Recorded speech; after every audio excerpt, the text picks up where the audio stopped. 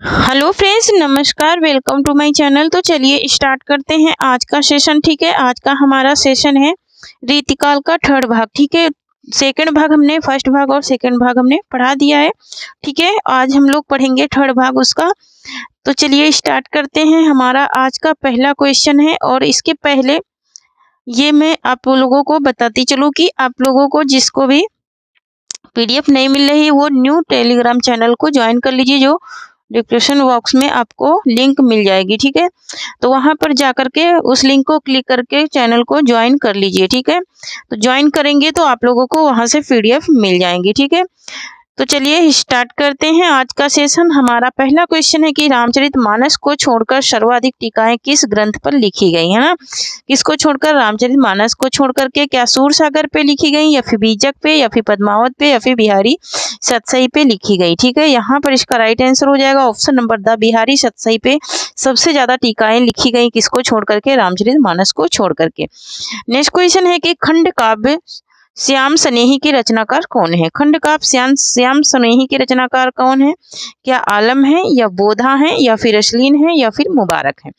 यहाँ पर इसका राइट आंसर हो जाएगा हमारा क्या? ऑप्शन नंबर आ हो जाएगा, आलम की रचना है खंड काव्य श्याम सनेही। ठीक है, नेक्स्ट क्वेश्चन देखेंगे। नेक्स्ट है कि नायिका भेद वर्ण की दृष्टि से प्रौढ़तम रचना करने वाले आचार्य कवियों में सर्वोपरि कौन है ना? सर्वोपरि है कौन है? क्या मतीराम है, या फिर देव है, या फिर केशवदास है, या फिर बोधा है? यहाँ पर इसका राइट आंसर हो जाएगा हमारा ऑप्शन नंबर बा हो जाएगा। कौन है? तो देव है। नेक्स्ट क्वेश्चन देखेंगे।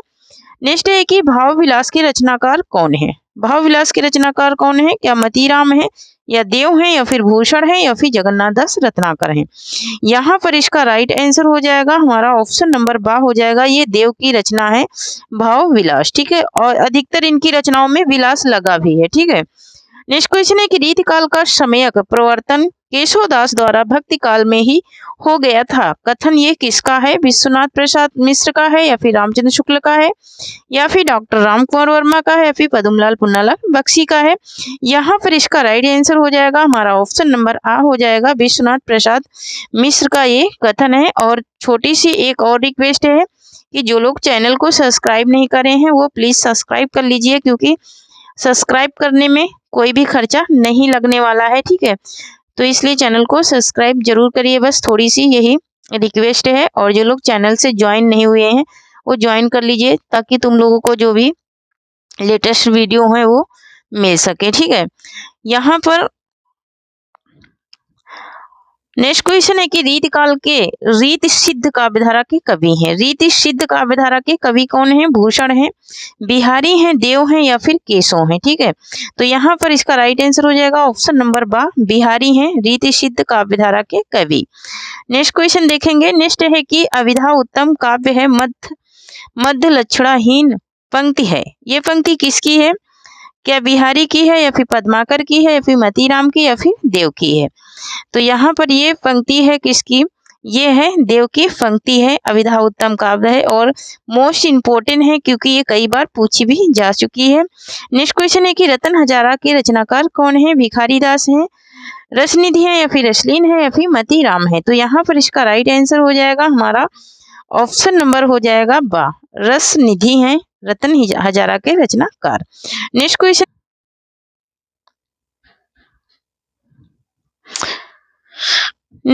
है हमारा कि उज्जवल नीलमणि के रचनाकार कौन है? ठाकुर हैं, देव हैं, घनानंद हैं, या फिर रूप गोस्वामी है? ठीक है, यहाँ पर इसका राइट आंसर हो जाएगा हमारा क्या? ऑप्शन नंबर दा हो जाएगा, रूप गोस्वामी की रचना है उज्जवल नीलमणि। ठीक है, नेक्स्ट क्वेश्चन देखेंगे। नेक्स्ट है कि रीतिकाल में कौन सा काव्य रूप अपनाया गया? रीतिकाल में कौन सा काव्य रूप अपनाया गया? मुक्तक, गीति, प्रबंध काव्य, या फिर इनमें से कोई नहीं? यहाँ पर इसका राइट आंसर हो जाएगा ऑप्शन नंबर आ, मुक्तक काव्य रूप अपनाया गया रीति काल में। नेक्स्ट है कि रीति मुक्त कवि कौन है? रीति मुक्त कवि कौन है? भिखारी दास हैं, कुलपति मिश्र हैं, चिंतामणि हैं, या फिर द्विज देव हैं? ठीक है, तो यहाँ पर इसका राइट आंसर हो जाएगा हमारा क्या? ऑप्शन नंबर दा हो जाएगा, द्विज देव हैं रीति मुक्त कवि। ठीक है, नेक्स्ट क्वेश्चन है कि दौड़ पर्व किसकी रचना है? कुलपत मिश्र की, कबीर की, पद्माकर की या फिर मती राम की? तो दौड़ पर्व किसकी रचना है? ये है कुलपत मिश्र की रचना है दौड़ पर्व। ठीक है। नेक्स्ट है कि रीति शब्द का सही अर्थ क्या है? रीति शब्द का सही अर्थ क्या है? श्रृंगार प्रधान रचना, काव्यांग निरूपण या फिर काव्य रचना की स्वच्छंद पद्धति या फिर अलंकार प्रधान काव्य रचना। तो यहाँ पर इसका राइट आंसर हो जाएगा हमारा ऑप्शन नंबर बा, काव्यांग निरूपण है। क्या है? काव्यांग निरूपण है। नेक्स्ट है कि जगत विनोद के रचनाकार कौन है? जगत विनोद के रचनाकार कौन है? देव है, मतीराम है, भूषण है या फिर पद्माकर है? यहाँ पर इसका राइट आंसर हो जाएगा हमारा क्या? ऑप्शन नंबर दा हो जाएगा, पद्माकर है जगत विनोद के रचनाकार। नेक्स्ट क्वेश्चन देखेंगे। नेक्स्ट है कि काव्य शास्त्र की परंपराओं के अनुसार लक्षण ग्रंथों की रचना करने वाले कवि किस काव्य धारा के अंतर्गत आते हैं? रीति मुक्त, रीति सिद्ध, रीतिबद्ध, रीति सिद्ध या फिर इनमें से कोई नहीं, है ना। इनको 3 भागों में बांटा गया था ना, रीति मुक्त, रीतिबद्ध और रीति सिद्ध, है ना। तो किस काव्य धारा में आते हैं जिन्होंने लक्षण भी दिया और मतलब कि उदाहरण भी दिया और लक्षण भी लिखा है ना। तो उदाहरण के साथ में लक्षण किसने लिखा है ये बात पूछ रहा है। तो यहाँ पर किसने लिखा है? रीतबद्ध कवियों ने लिखा है, रीतबद्ध कवियों ने ये चीज लिखी है। नेक्स्ट क्वेश्चन है कि रीतकालीन राष्ट्र कवि है, रीतकालीन राष्ट्र कवि कौन है? भूषण है, केशव है, मतीराम है, चिंतामणि है।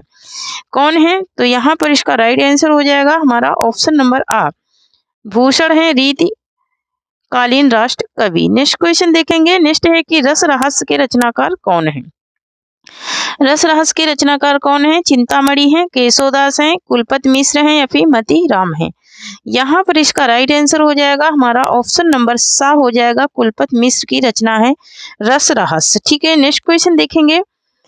और हमारी अभी टॉपिक वाइज प्रैक्टिस चल रही है, आप लोगों को टॉपिक वाइज मिल जाएगी और इसके पहले 2022 की भी प्रैक्टिस हमने टॉपिक वाइज ही कराया है। और 2022 में आप अगर मेरे चैनल पे जाएंगे 2022 के आप लोग कंटेंट देखेंगे तो उसमें बहुत सारे आपको कंटेंट में क्लासें मिल जाएंगी। ठीक है, अभी की तो नहीं, 2022 की है। ठीक है। नेक्स्ट क्वेश्चन है हमारा कि रीतिकाल को गुंडेपन और सोहदेपन की हर्षद किसने कहा? है ना, गुंडेपन और की हर्षद किसने कहा है? आचार्य शुक्ल ने, मार्कंडे वाजपेयी ने या फिर डॉक्टर रामस्वरूप चतुर्वेदी ने या फिर डॉक्टर रामविलास शर्मा ने? यहाँ पर इसका राइट आंसर हो जाएगा ऑप्शन नंबर बा, किसने कहा है? मार्कंडे वाजपेयी ने कहा है ये। नेक्स्ट क्वेश्चन देखेंगे। नेक्स्ट क्वेश्चन है कि लोग हैं लगी कवित्व बनावत मोहितो मेरे कवित्व बनावत काव्य पंक्ति किसकी है? ये काव्य पंक्तियां किसकी हैं? आलम की हैं, द्विजदेव की हैं या फिर घनानंद की या फिर इनमें से कोई नहीं। ठीक है। तो यहाँ पर इसका राइट आंसर हो जाएगा हमारा क्या? ऑप्शन नंबर सा हो जाएगा, ये घनानंद की पंक्तियां हैं। ठीक है। नेक्स्ट क्वेश्चन देखेंगे।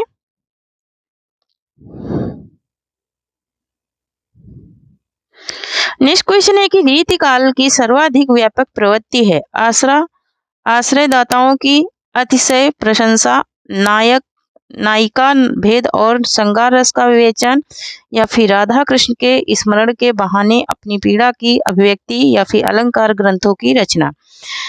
क्या है इसकी मेन प्रवृत्ति, ये बताना है। तो यहाँ पर इसका राइट आंसर हो जाएगा ऑप्शन नंबर बा, नायिका भेद और श्रृंगार रस का विवेचन सबसे ज्यादा पाया जाता है इसमें रीतिकाल में। ठीक है। नेक्स्ट क्वेश्चन है हमारा कि भूषण कवि की उपाधि है, यह उपाधि किसने दी? छत्रपति शिवाजी ने, महाराज छत्रसाल ने या फिर सोलंकी राजा रुद्र ने या फिर छत्रपति साहू महाराज ने? तो यहाँ पर इसका राइट आंसर हो जाएगा हमारा क्या? ऑप्शन नंबर सा हो जाएगा, सोलंकी राजा रुद्र ने दिया था। नेक्स्ट क्वेश्चन है कि सर्वस्व विवेचक ग्रंथ सुधा निधि के रचनाकार कौन है? बोधा हैं, तोष कवि हैं, घनानंद हैं या फिर वृंद कवि हैं? यहाँ पर इसका राइट आंसर हो जाएगा हमारा ऑप्शन नंबर बा हो जाएगा, तोष कवि हैं सर्वस्व विवेचक के रचनाकार। नेक्स्ट है कि इक्ष लता के रचनाकार कौन है? बिहारी हैं, घनानंद हैं, सेनापति हैं या फिर केशव दास हैं? तो यहाँ पर इसका राइट आंसर हो जाएगा हमारा क्या? ऑप्शन नंबर बा हो जाएगा घनानंद की रचना है इक्स लता। ठीक है, नेक्स्ट क्वेश्चन है कि प्रबोध प्रचासा के रचनाकार कौन है? चिंतामणि है, पद्माकर है, देवकवि है या फिर मती राम है? यहाँ पर इसका राइट आंसर हो जाएगा हमारा ऑप्शन नंबर बा हो जाएगा पद्माकर की रचना है प्रबोध प्रचासा। नेक्स्ट क्वेश्चन है कि निम्न में से किसने बिहारी को कवि नहीं माना है? किसने बिहारी को कवि नहीं माना है? रामचंद्र शुक्ल ने, मिश्र बंधु ने, शिव सिंह सेंगर ने या फिर डॉक्टर गियरसन ने? यहाँ पर इसका राइट आंसर हो जाएगा ऑप्शन नंबर बा मिश्र बंधु ने। मिश्र बंधु ने बिहारी को कवि नहीं माना है। नेक्स्ट क्वेश्चन है कि जयपुर नरेश प्रताप सिंह के दरबारी कवि थे। दरबारी कवि कौन थे? कवि देव कवि थे या फिर वृंद कवि थे या फिर गोप कवि थे या फिर पद्माकर थे? यहाँ पर इसका राइट आंसर हो जाएगा हमारा ऑप्शन नंबर द कौन थे? तो पद्माकर थे। नेक्स्ट क्वेश्चन देखेंगे। नेक्स्ट है कि सुजान सागर के रचनाकार कौन है? घनानंद है, मतीराम है, बिहारी है या फिर पद्माकर है? यहाँ पर इसका राइट आंसर हो जाएगा हमारा ऑप्शन नंबर आ घनानंद की रचना है सुजान सागर। इन्होंने सुजान नायिका के वियोग में इन्होंने ये रचना की थी। नेक्स्ट क्वेश्चन है कि रस का साक्षात अवतार किसे कहा जाता है? बोधा को, घनानंद को, ठाकुर को या फिर आलम को? यहाँ पर इसका राइट आंसर हो जाएगा ऑप्शन नंबर बा घनानंद को कहा जाता है। ठीक है, नेक्स्ट क्वेश्चन देखेंगे। नेक्स्ट है कि हित तरंगड़ी के रचनाकार कौन है? हित तरंगड़ी के रचनाकार कौन है? अमरुक है, कृपाराम है, केशवदास है या फिर मती राम है? यहाँ पर इसका राइट आंसर हो जाएगा हमारा ऑप्शन नंबर बा हो जाएगा कृपा राम है हित तरंगड़ी के रचनाकार। नेक्स्ट क्वेश्चन है कि रीतिकाल के प्रवर्तक कौन है? केशवदास है, बिहारी है, भिखारी दास है या फिर मती राम है? तो यहाँ पर इसका राइट आंसर हो जाएगा ऑप्शन नंबर आ केशवदास है। अगर पूछता है रामचंद्र शुक्ल के अनुसार तो रामचंद्र शुक्ल के अनुसार भिखारी दास है। ठीक है, नेक्स्ट क्वेश्चन है कि इश्क लता, वहां पर इश्क लता था, यहाँ पर इक्स नामा है, तो दोनों में फर्क हो गया। वहां पर इश्क लता पढ़े हो, यहाँ पर इक्स नामा। इक्स नामा के रचनाकार कौन है? बोधा है, घनानंद है, देव है या फिर भिखारी है? यहाँ पर इसका राइट आंसर हो जाएगा हमारा ऑप्शन नंबर आ हो जाएगा, ये बोधा की रचना है। वो किसकी थी? घनानंद की। इश्कलता किसकी है? घनानंद की। और इश्कनामा किसकी है? बोधा की। नेक्स्ट है कि निम्न में से रीति मुक्त कवि कौन है? केशवदास है, देव है, द्विजदेव है या फिर सेनापति है? यहाँ पर इसका राइट आंसर हो जाएगा हमारा ऑप्शन नंबर शाह द्विजदेव है रीति मुक्त कवि। नेक्स्ट क्वेश्चन देखेंगे। नेक्स्ट है कि बिहारी सतसई में कितने दोहे हैं? 710 दोहे हैं या फिर 711 हैं या फिर 613 हैं या फिर 713 हैं? बिहारी सतसई में कितने दोहे हैं? तो बिहारी सतसई में प्रेजेंट टाइम पे अभी तो 713 दोहे उसमें माने जाते हैं। ठीक है, नेक्स्ट क्वेश्चन देखेंगे। नेक्स्ट क्वेश्चन है कि रामचंद्रिका को छंदों का अजायब घर किसने कहा है? रामस्वरूप चतुर्वेदी ने, रामचंद्र शुक्ल ने, हजारी प्रसाद द्विवेदी ने या फिर रामकुमार वर्मा ने? तो यहाँ पर इसका राइट आंसर हो जाएगा ऑप्शन नंबर बा हो जाएगा रामचंद्र शुक्ल ने माना है छंदों का अजायब घर। किसको? रामचंद्रिका को। नेक्स्ट क्वेश्चन है कि हिंदी का प्रथम रीत शास्त्रीय ग्रंथ कौन सा है? हिंदी का प्रथम रीति शास्त्रीय ग्रंथ कौन सा है? रामचंद्रिका, श्रृंगार निर्णय, हित तरंगड़ी या फिर रसिक प्रिया? यहाँ पर इसका राइट आंसर हो जाएगा हमारा ऑप्शन नंबर शाह हित तरंगड़ी है रीति शास्त्रीय ग्रंथ। तो थैंक यू फ्रेंड्स, आज के लिए इतना ही। तब तक के लिए जय हिंद, जय भारत। आप लोग पढ़ते रहिए, हंसते रहिए, मुस्कुराते रहिए, स्वस्थ रहिए, मस्त रहिए और थोड़ी सी मेरी भी मदद करते रहिए। जो लोग चैनल को सब्सक्राइब नहीं करे हैं प्लीज सब्सक्राइब कीजिए, लाइक कीजिए और शेयर कीजिए। ठीक है, थोड़ी सी यही मुझे मदद चाहिए। ठीक है, थैंक यू, जय हिंद, जय भारत।